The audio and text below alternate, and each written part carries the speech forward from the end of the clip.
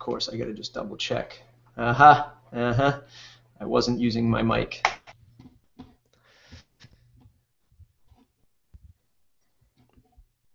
I'm just going to remember to tell Dave to edit this part out.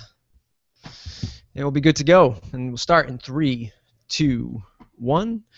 Hey, everybody. Welcome back to the Matt Report. As always, your host, Matt. And today, I'm here with a repeat guest, Curtis McHale. Was my second guest ever on the Matt Report. And we were reminiscing about this the other day, Curtis, when I said I was stalking you on Twitter. I made you feel real comfortable, didn't I? I honestly don't even remember that now. So this time, I have still. You'll be happy to know that I still stalk you on Twitter, which is probably why you're back. Welcome to the program, sir. Good to have you back. Thanks very much. It's nice to be back. There's a lot of stuff I want to cover. There's a lot of things that have changed from the last time that you were on, which was probably over about a year and a half ago at this point, now that we're pressing close to almost 100 episodes of the Matt Report. Where have you come since the last time we spoke with your freelance business and impending agency stuff that I've been hearing about? What's going on in the Curtis McHale world? Well, I think the biggest change is probably the year we did our interview. I managed to double my revenue, mainly by starting to read more business books. I guess I was already in the process at the last interview as well. It's been the biggest change, which has let me take a little bit more time off and given me other things to deal with, like hiring an assistant and dealing with staff, or I've outsourced a few times and dealt with that and run it well or not run it well, right? Depending on how I have done, not necessarily how the other person has done, because I've hired awesome people.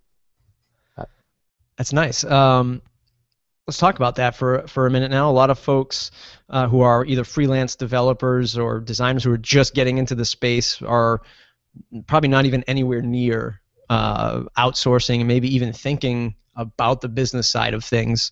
Heck, I'd love to say that this show kind of inspired you to do that, but I know I'm not going to take all the credit for that. But if you give somebody a piece of advice about jumping into the sort of business side of things, getting their sort of life in order to double their rates and bring in more income, what would your one tip be for that person?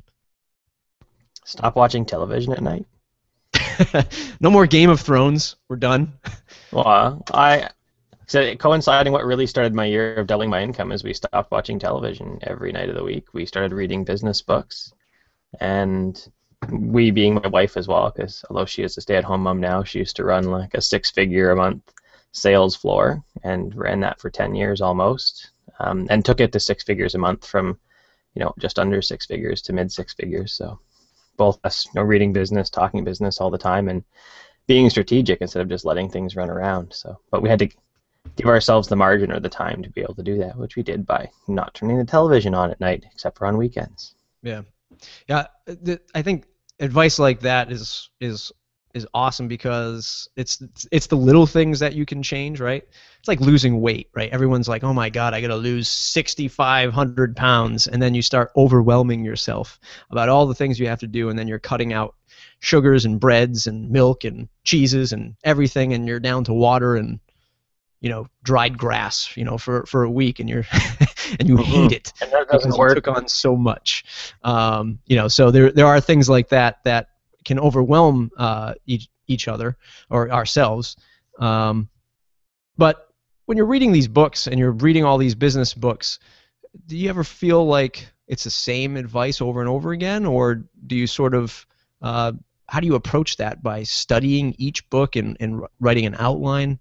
Take us down that path. I take a bunch of notes. If you look back, because I've been actually writing about like what I read that month, and if you look back through my blog post after reading the book, you'll be like, oh, he talked about this out of the book and this out of the book.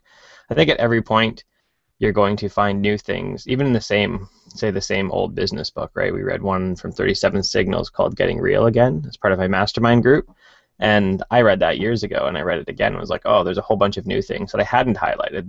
Some of the highlights were still good, and some of the other ones were, some of them were not good for me now. So in rereading them, even reading similar information, because someone else presents it differently, and there'll be other things that you pick up that is interesting to you and applicable to your business as it stands right now. Nice, nice. What is your favorite business book so far? Favorite business book? I usually I say think this the one that lightning most round, but freelancers. I think the one that most freelancers or agencies should be reading is "Book Yourself Solid" by Michael Port, yeah, and then "Get Clients Now." Those are two. Yeah, two, and I guess the third one I recommend is "The Price is Right" by Chris Lemma, because it's a nice like weekend read and gives you a good overview of all the pricing theory. There's much more complex books, but not that pack as much into 100 pages. Right? right. That's awesome stuff. Speaking of books, you've been doing products and stuff like that. What's going on with that? What's your approach to doing products, and why are you doing products? Well, the last book I wrote called "Don't Be an Idiot: Run a Viable Business" was strictly came out of last year's WordCamp. I wrote my outline for the WordCamp and realized I was sitting at like 15,000 words and said, that's a little more than a presentation probably. And so I also made a book. And that was like, that's how that one started. It kind of just crept up on me after a week and a half of writing, really. I wrote 15,000 words for the presentation in a week. So we'll see what happens with this WordCamp coming up in 2 weeks when I have stuff on unit testing. I'm looking at all the resources I have, and it's like a 28 gig Scrivener file of all Wow. the videos and all the other stuff that I have accumulated to just put together a good presentation for it. So it may be another book. Is Scrivener one of the best tools for writing a book? I think so. I don't love how it supports some Markdown and some other nerdy things that some people may or may not care about. But as far as organizing your resources, being able to easily move chunks around, it is by far the best tool. Mm. Wish it had a Mac or an iPad version, which has been coming for years, but we shall see. I hear from people in the know that they've seen like actual demo versions when they've met the developers at WWDC recently, but there's nothing more concrete than that. A lot of freelancers out there, especially in the WordPress space, are building their products on the side, and they might be themes or plugins. In your case, it is a digital product. It is an ebook, and doing some mastermind stuff and probably some business consulting at this point because of all the stuff you've been talking about on your blog. What's that balance like? How do you approach it, from splitting your time between client services work, product building work, marketing strategies? How do you kind of divvy that all up? I'm not sure that I do have a good strategy currently. That's something that I'm working on right now. I was recently listening to the Sean West podcast, and he was talking about, and this is an older episode because I dug through like 20 of them and listened to like all 20 as I've been riding back and forth, like in and out of Vancouver, which is a 4-hour bike ride at double speed for podcasts. And I've been listening to them. He talked about the overlap technique, so concentrating, say, on your consulting business for say 2 or 3 years, and that's all you do. You skip all the other stuff. That's all you do, and you get it running so smoothly that you can just basically turn on your client funnel and get a couple clients coming through the door quite quickly, or you have a couple people underneath you moving over into your other, say, some of your other info products, and concentrating on that for a year, putting out a bunch of them. And I think I've been too scattered personally in getting all these different things up and not focused enough on one. Like I just wrote about it recently. I've got a couple plugins started. I've got 2 or 3 other books I could write. I've got a couple courses that are half finished, and scripts for videos even, and no videos. And yeah, so my wife and I were talking about that last night, focusing harder on a few things for the next year, and forget dropping some of the other things, at least at this point, or turning them into maintenance mode. I think that's, and we talk about this all the time on the show, is about how the inherent entrepreneurs chasing shiny object syndrome always hits us, and it's just who we are, right? We're creative people by nature. What's the best balance? There is no balance, because if there was a balance, we would never be sort of in this mode of constantly thinking of new ideas and creating, and I think it's very hard to tame. There's time blocking, there's 500,000 to-do apps, and I know you and I talk about them all the time. Recently finding tools like Calendly to make booking my time a little bit easier, and sort of letting the other person decide, and having spots on my calendar. Finding those different things is great. But you mentioned something earlier, that you're starting to build this virtual team. I think that or maybe not virtual, maybe they're in person, we're going to find out. But when we first interviewed you, it was sort of the solopreneur, the solo developer, not really wanting to be sort of the business or the management, right? You didn't want to get into the management of people. Take us now into this new chapter. Why do you want to go down this path, and what has building a team done for you? Did I say that I didn't want to manage people before? Maybe you said you definitely didn't want to run an agency. I said I didn't want to. Did I? Okay. So I have one person that is, they're not full-time, but they're regular. So I have an admin assistant who happens to be local. I have tried outsourcing some of these tasks before to complete and utter failure. And so a local woman was looking for some extra work because the bank she's working at, she's only part-time, and she does a bunch of she actually schedules my emails that go out. So I write all the content and just put it in our task management app, and she takes care of writing, say, my blog post summary and then getting the email set up and converting over some things for me. So it is still my content, but she takes care of that. She takes care of entering all my receipts. She sends most of my invoices as well, so that I don't have to. Because, again, most invoices can go, if it goes Tuesday or Wednesday, it's not that big a deal, and that's kind of how her time works, right? I'll say it needs to go on Tuesday, and if it goes Monday, that's fine as well, typically. So that's my only continuous person. I've hired a few other developers, and it has turned out good and not good. Partially because I think I have had expectations about how things will run and then never communicated them. So it's all on me, right? And then I'm sitting back here, oh, why did they do this? Why didn't they do that? And then as I think about it, because I never told them. It's only your fault if I've told you. If I've never told you, it is entirely my fault. So yeah. Let's dissect this scenario for a little bit. Can you tell us why the first round was an utter failure for hiring the person? Oh, for my admin assistants? Yeah. I have tried outsourcing virtual assistants. This is, I think, my third one. The first one, it was an agency in Canada, and they theoretically had people of varying skills, right? So I think I paid them $40 an hour or something. And then people of varying skills, right? You hired that agency that was a virtual assistant, and they had someone on there who could do some design and someone on there who could do other things. And specifically, we were working on a design project, and it got delayed and delayed and delayed. And then what I finally got back was I could have done it. And I said I was a designer once, and I will never show you what I did when I said I was a designer. And I was mad. Had stuff like putting sliders on there. It's I never said anything about sliders. I don't want the 9,000 social media buttons. That's not right. I specifically said no to this earlier. Now I have this everywhere, and it was just terrible. So was that a breakdown? Was that a breakdown of their process, or were you just not maybe giving them the specs as you wanted? I was giving them wireframes, so I hope I was giving them specs. I think it was a breakdown of their process. Like I said, it was months before I even got a design comp, really. After going back and forth, and their one designer abandoned, took off, and then I was with the second one that was recommended by someone there, and it was just not great. And my first attempt at outsourcing was not, I went for cheap, right? So the girl I pay, or the woman I pay locally, I pay her just a little bit above what she makes at the bank. So, and then obviously, because she has to take personal taxes, I pay actually about 25% more. So she actually takes home just a little more than she makes at the bank.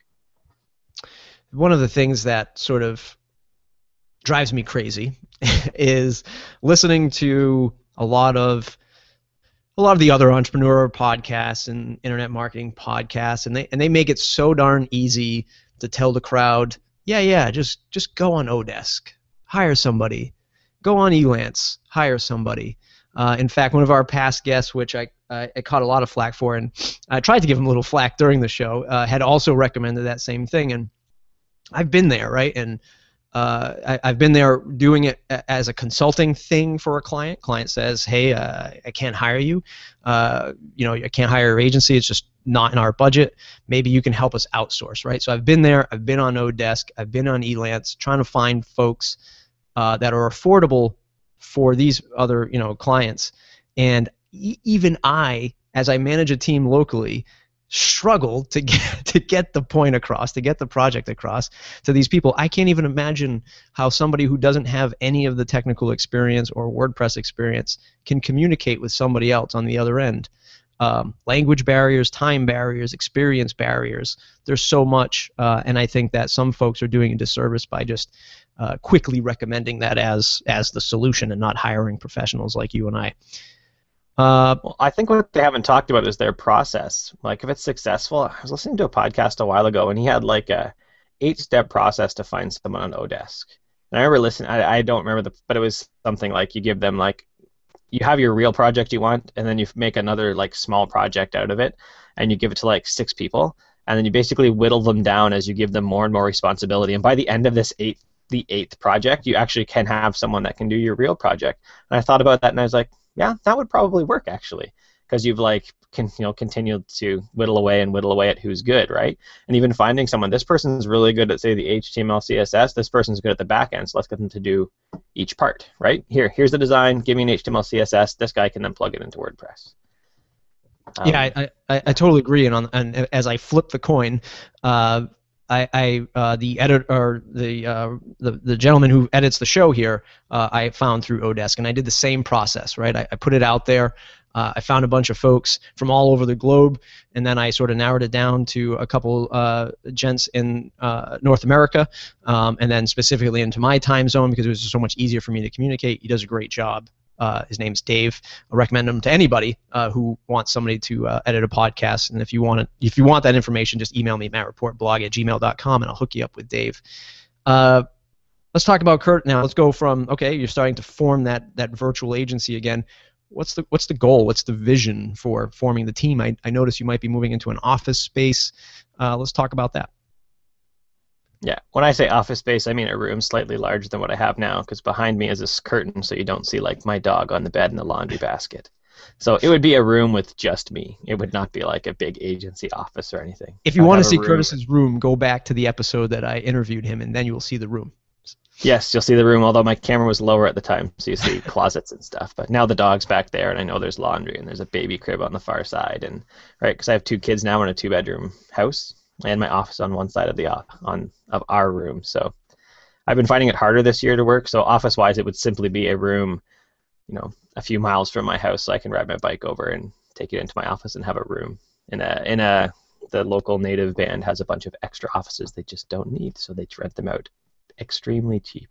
Very nice. Very nice. So you're not thinking creative agency, 10, 12 people in the room, drawing on the walls with whiteboards and stuff like that, scrumming all along? No.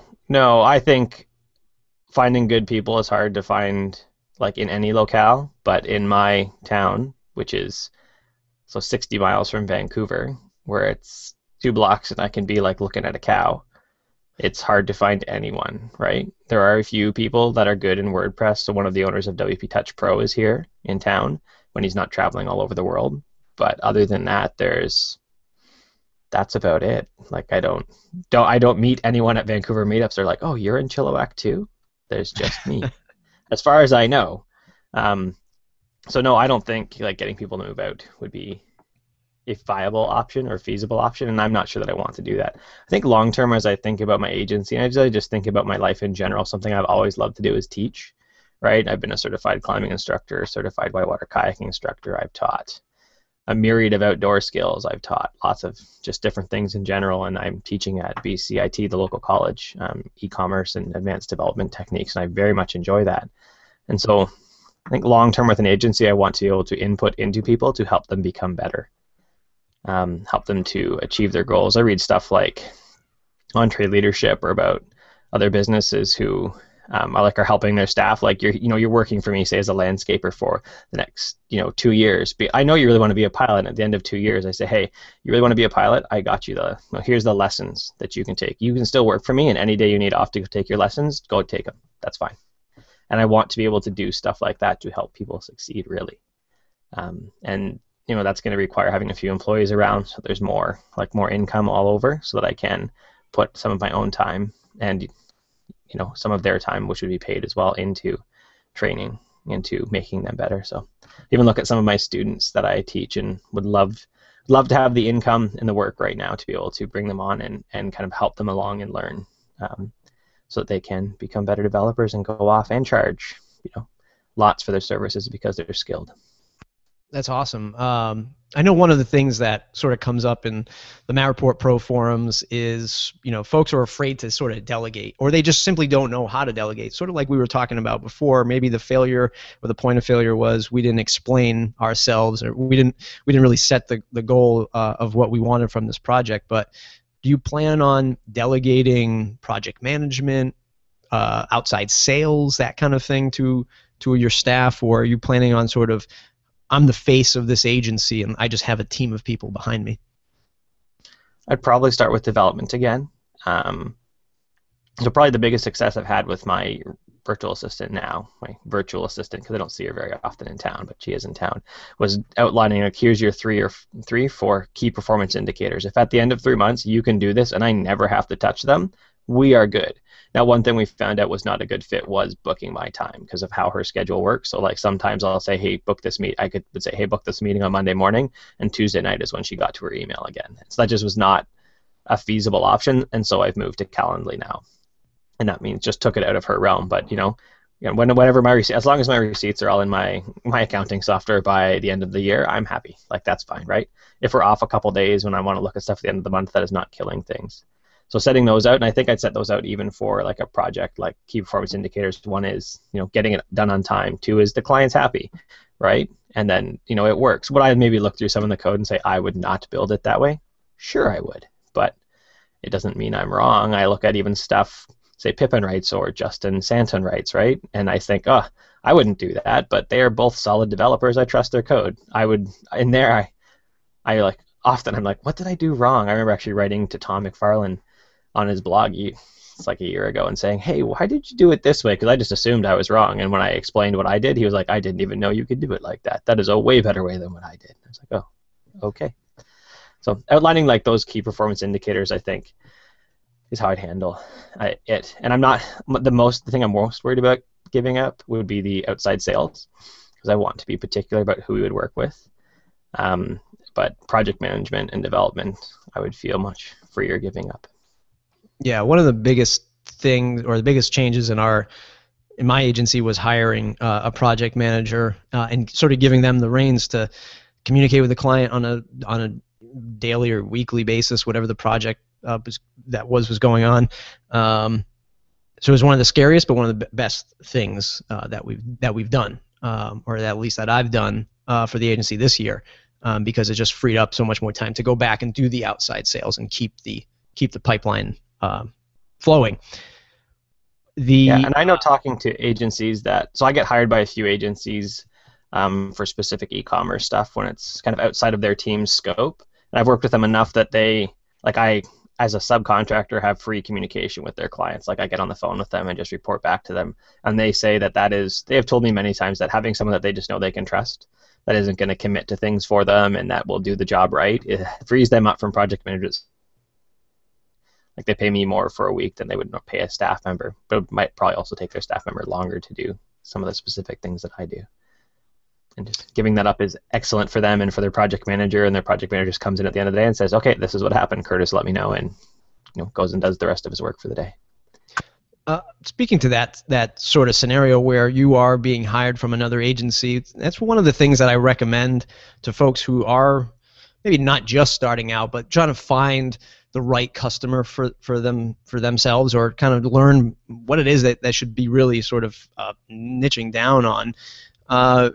Any thoughts on having developers or designers sort of go out to these bigger, maybe ad agencies or just bigger agencies in general, and sort of saying, hey, look, I'm available at a lesser agency rate as long as I don't have to deal with the client? Do you think that's a good strategy for folks looking to find their way? Maybe.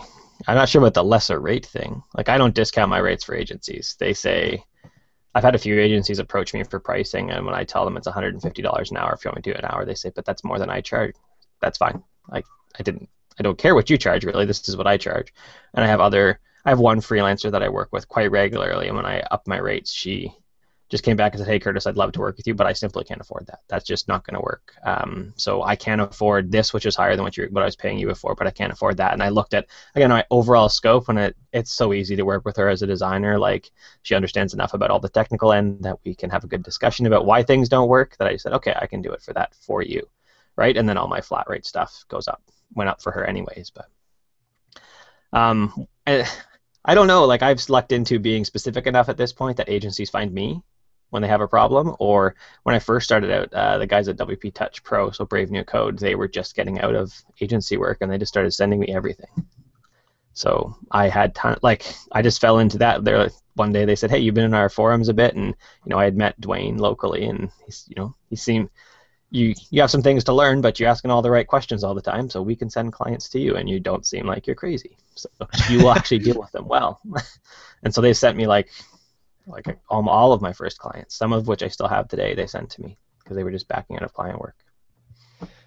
So speaking of clients, and again, on this whole journey of sort of going from the solo to the sort of virtual team, what kind of clients are you finding yourself saying no to nowadays? Usually that's a lot of folks are afraid to say no, but I'm pretty sure when folks start to hear your price point, they're going to say, I just can't afford it, but can you still do it for $500? How are you managing the no's, and what type of clients are you looking for today? I think what I'm looking for in a client is a client who's looking for an investment, not an expense, right? So the local barbershop I just needed my website up because someone needs to find my phone number and my hours. It's an expense for them. Whereas a lot of the clients I'm dealing with are larger than, and when they look at building, say, a new e-commerce site or a new membership or tweaking their dashboard, they're saying, we can save our sales team, 5 hours a day across 10 salespeople by having this new flow on our website where our customers can build all the products and then our sales team can come in for them, right? And now some customers are still going to call them, but they recognize they can save all this time. So this is an investment in saving money, or this is an investment because we will make more because we've increased our conversions, or because we've stopped our site from crashing, or one thing I saw was for another client was their whole deployment process was broken. Every time they went to update the site, it just crashed. Until I came in and we set up a process, and then it didn't crash at all while I was doing anything for them. And then I don't believe it is now, because the guy who picked it up is a good WordPress developer, and I just had to teach him our process. That was the only, this is how WordPress works, which is what it was with a lot of their other people. And this guy this is how we are doing it, and you may have changed it or may have not, but he was a solid developer. So it just sounds like the type of client is much more tech savvy, much more, they have an existing site. They've already been through probably iterations of designs, developments, launches, that kind of thing. They know that they have staging servers behind the scenes, and they're not just actively cowboy coding on a live site. How do folks find these sort of more technically inclined clients, or can they not level up to that point until they sort of learn themselves and get better at WordPress or coding in general? How can they find this type of client? What's your recommendation? I think you just have to put yourself out there as a certain type of developer, right? So I know a while ago I did an interview on WP Engine. I was talking about some of this deployment and other stuff, and I had a few clients basically read through that and say, we want you to work for us. And at that point I said, oh, okay. And I actually quoted them like significantly higher than what I was charging at the time, and they were just like, sure, no, not a problem, because I was the guy. And even with, like, say, some of the membership sites, my typical project now, it's been to 3 or 4 people who say, I can do A, B, and C, but if you want to get D done too, you need to go talk to Curtis, right? And so they've already talked to 2 or 3 people that have said, I can do parts of this, but I cannot do that part, and you need to go talk to him.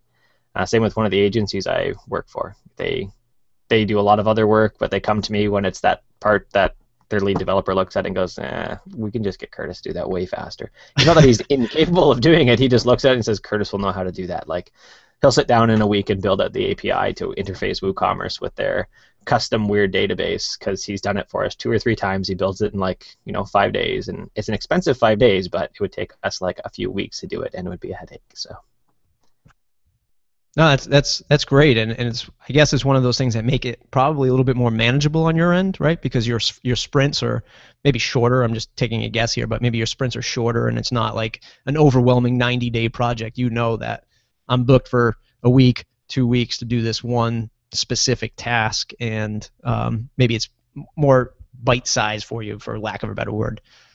Yeah, with some of the agents I work with, yes. With the one that had the terrible deployment process, I remember sitting there and looking at their first to-do list and laughing and saying, "You need me for more than 2 weeks." And I said, "No, 2 weeks."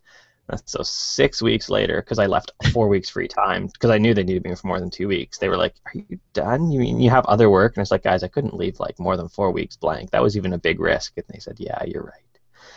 So them, it was everything from like getting started off, getting the deployment process down to like building a myriad of custom plugins to profiling the WordPress admin with, advanced profiling tools, and starting to write some unit tests for some of their plugins as well, because they were having issues with some of their older plugins, and they had other developers that were not good. Again, good developers. So they built software, but not WordPress developers. So their guys came in and made it work, but it was not consistent enough. So one of the things that just to pull you back down to sort of maybe the freelancers and the folks that are just getting started, maybe building more brochureware sites and dealing with a smaller business, a lot of the times there will be, earth-shattering consequences. If all of a sudden you told the client that it was going to be 2 weeks and then it ended up being 6 weeks, that client would be in an outrage, saying, one, they can't afford it, two, they don't know why it didn't get to that point, because they certainly don't understand technology. How do you negotiate, or how do you let that type of client know that, look, I might have said 2 weeks, you might be thinking 2 weeks, but guess what, pal, we're in this knee deep now, we need to go another 4. What's your advice when you get into that situation? How do you sort of let the client know ahead of time that you're going to be going maybe 200% over original budget? It's tough. I do very good at sticking to original budget, even if it takes me extra time. If there has been no real change in scope, then I'm pretty close all the time, even if that means absorbing something.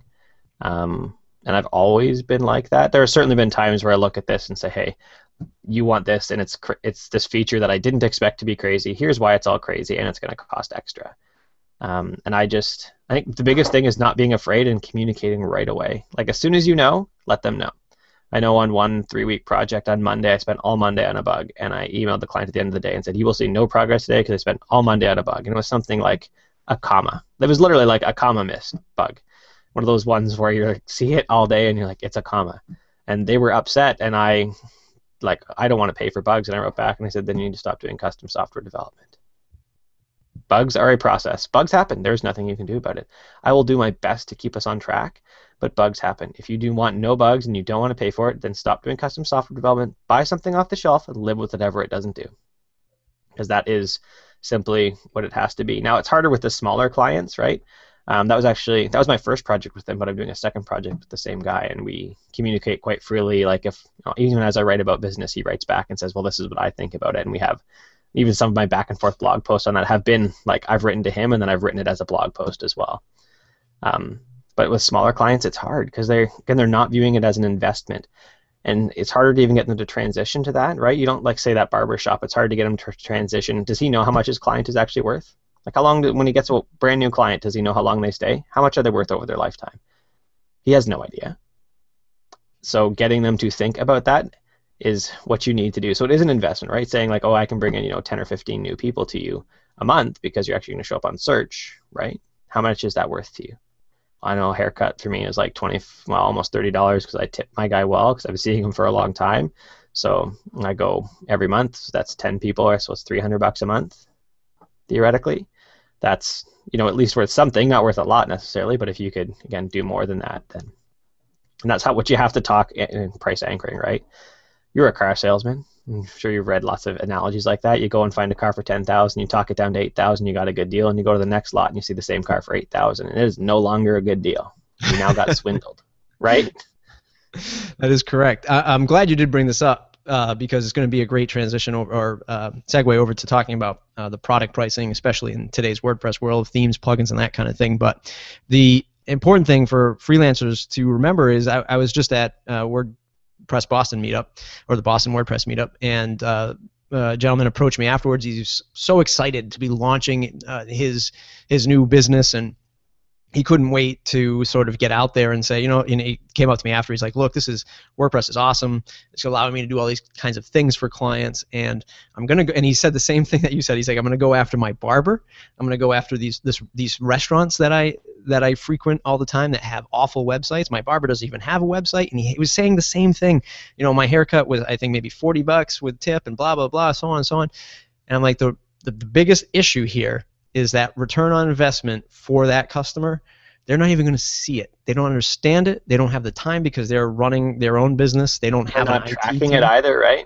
Right. They're not tracking it. Got the bill saying, how did you find me? Oh, on the website? Awesome. A tick box even to see I found 10 new people this week from the website. That was awesome. They're just, this is how much it costs for a haircut. This is how much it costs for a meal.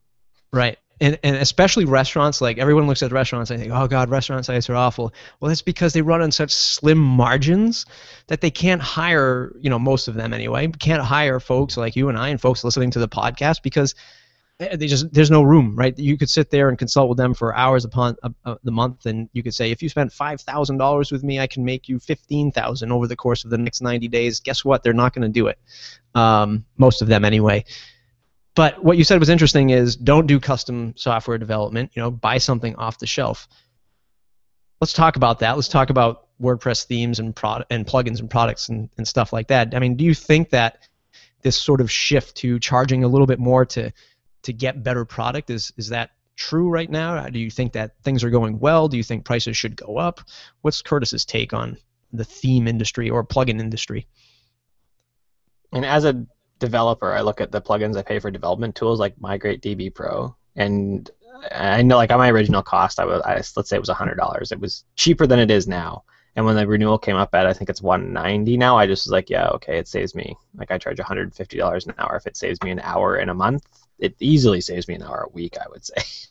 And then even like for clients, they're like, can you migrate my site? And I'll set up a client onto a staging site and a development site and record a screencast and say, just click this button and you're done. Like, I don't have to do anything anymore for that. And that lets them long-term feel like they're better taken care of. I've even used that as they want to back stuff up and test plugin upgrades. Well, just click this button and then do that. Like, upgrade your plugins, and then if something breaks in your test site. So I look at like that as a business tool, and that's no problem. But there's other things. Again, I think it's hard to get the clients that want to pay. I want to pay $25 for a theme, and it's not an investment. Their site is not an investment. Then it is an expense, right? So to say, okay, themes are $100 now, it's going to be harder to convince them that $100 is worth it. And I'd pay $100 for a theme, or 100 or more for a theme even. That was well built. It's finding the well built ones. There's only 3 or 4 agencies or theme shops that I would even look at, right? And only one of them puts their stuff on ThemeForest. The rest of them are not on ThemeForest or have left ThemeForest at this point. I have one client, long-term client. They run a music venue in Dallas, and they have a restaurant as well. And so they bought a inexpensive theme, and then they had me look at it, right? And because I'd worked with them for years, and we looked at the ThemeForest theme, and it was like gaping security holes. You could put anything you wanted in any form or any input anywhere, and it would all just spit out your code no matter what you put in. And so we spent $3,000 making it safe, essentially. And I told them, like, after a security audit, I said, this is the issues. If you trust your people on the back end, then all this stuff is technically safe. Just don't be dumb. And they said, no, just fix it all. And so it did not. We could have built the whole thing, and it loads crazy slow and all this other stuff because it's got 9 million options, right? So it did not save them any money. And again, with that restaurant, I'm not sure what the margins are, but I know that the music venue does well. So maybe the initial build was probably financed by the music venue. What makes a well-built product that Curtis would buy? For those in the audience who want to build a product that Curtis would buy, what is well-built to you? Documentation is one of the big things. Like, we'll say code has to be at a certain level, right? I look at code from some plugins that I still use, and I look at it and think, like, the person, they write code well for where they're at, but I would write it better because I've been writing code for longer, right? It's not terrible. There's no gaping security holes, but it's not as optimized as I would. So putting that aside, code is a certain level. Documentation is a big thing. I know, like, honestly, the WooCommerce documentation is absolutely retarded. It's terrible.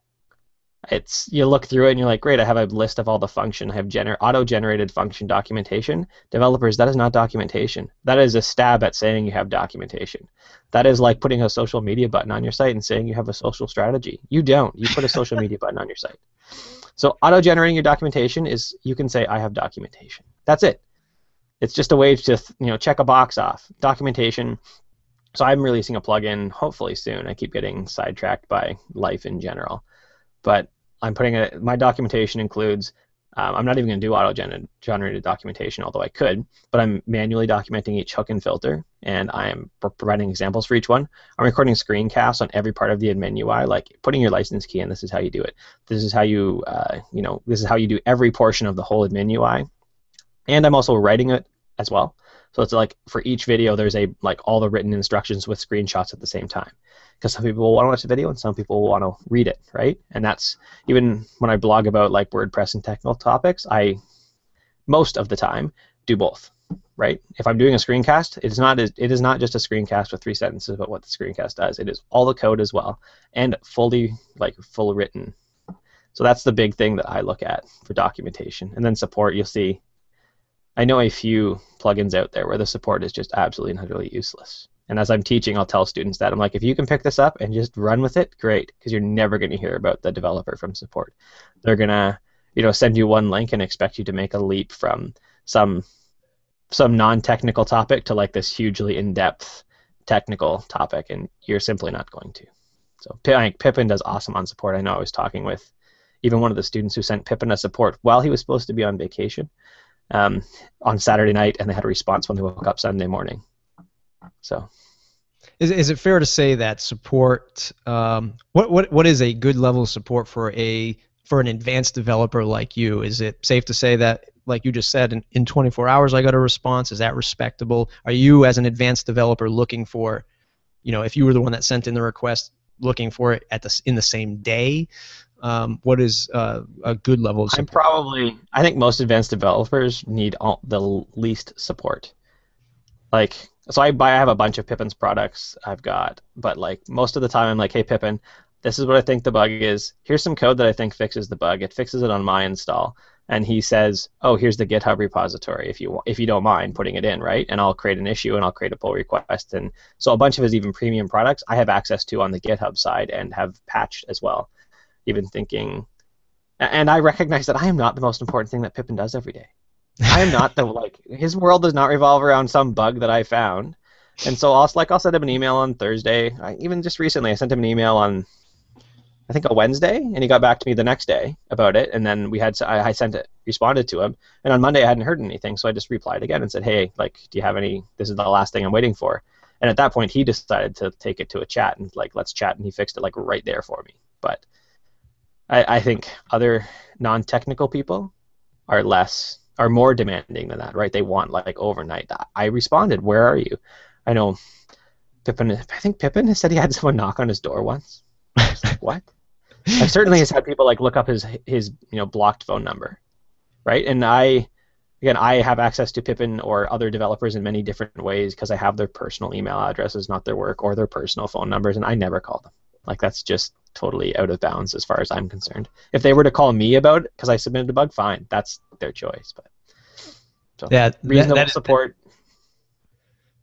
That is scary, having somebody knock on your door. We have people call us all the time at the agency because they look up at the agency phone number for the themes that they purchase, and we just say on our voicemail when it comes in through the Google number that we just don't support, the $40, $50 theme purchase over the phone. But happy to help you through our documented help desk and all that fun stuff.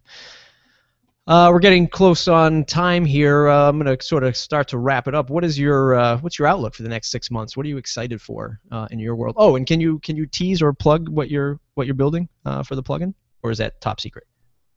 No, it's not top secret. I've done a screencast that essentially shows it off. Oh, okay. If people were paying attention, I was showing you how to do something else than easy digital downloads and all the documentation for it, and the description was right on my screencast. So, like an Easter egg. It has not been official. It is like an Easter egg. It's going to be a restricted content plugin for WooCommerce, or it is, because using the current Groups plugin, Groups is terribly slow, number one, and it's terrible to set up, right? It's like 5 steps to set up your role, set up this, set up that. Whereas this one, if you've used restricted content for easy digital downloads, works almost exactly the same. You go to your page, you pick your product, you hit save, you're done. So it supports bbPress as well.